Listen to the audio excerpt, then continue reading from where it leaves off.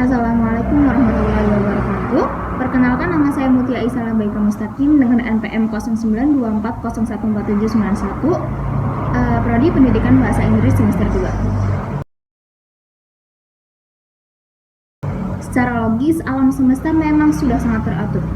Matahari terbit dan tenggelam dengan waktu yang tepat, bumi yang berputar dan mengelilingi matahari, serta sistem kehidupan yang saling berkaitan dan bergantung. Semua ini tidak terjadi secara kebetulan. Dalam Al-Quran Surat Al-Anbiya ayat 30, Allah berfirman, "Dan apakah orang-orang yang kafir itu tidak mengetahui bahwasanya langit dan bumi itu keduanya dulu adalah suatu yang padu. Kemudian kami pisahkan antara mereka." Ayat ini menunjukkan bahwa Allah lah yang mengatur bumi dan langit dari dulu hingga sekarang. Logikanya, keteraturan itu berasal dari Zat yang Maha Mengatur, bukan dari kekacauan.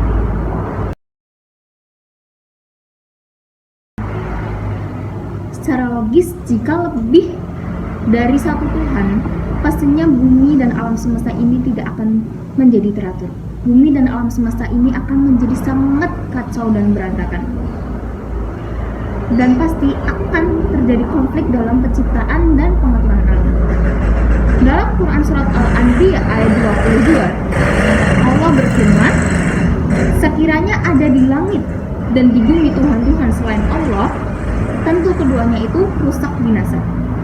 Artinya, hanya Tuhan yang Maha Esa lah yang mampu mengatur semua ini. Hanya Allah lah yang mampu mengatur semua ini. Jika ada lebih dari satu, pasti alam tidak akan seteratur ini. Maka secara logika dan dalil, Tuhan yang sejati hanyalah satu, hanyalah Allah Subhanahu wa Ta'ala.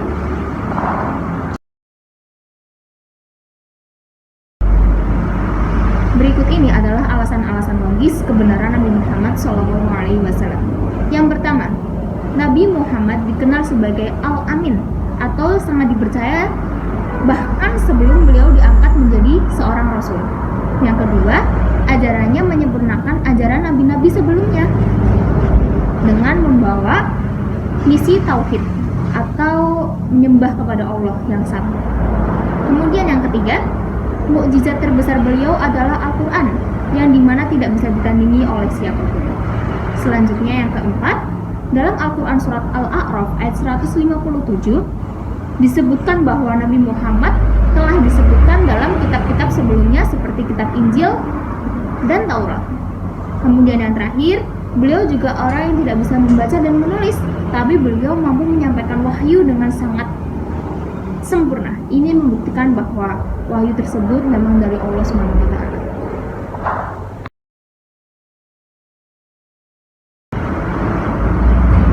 Berikut adalah alasan-alasan logis bahwasanya Al-Quran itu kitab suci yang masih autentik. Yang pertama, Al-Quran dari sejak zaman Nabi itu sudah dihafal oleh para sahabat. Kemudian yang kedua, sampai zaman sekarang pun ribuan bahkan jutaan manusia menghafalnya persis tanpa perubahan satu huruf pun.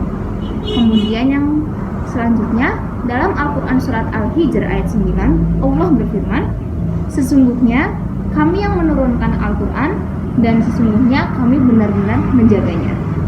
Kemudian yang keempat, tidak ada kitab suci yang keasliannya dijaga secara ketat seperti Al-Quran.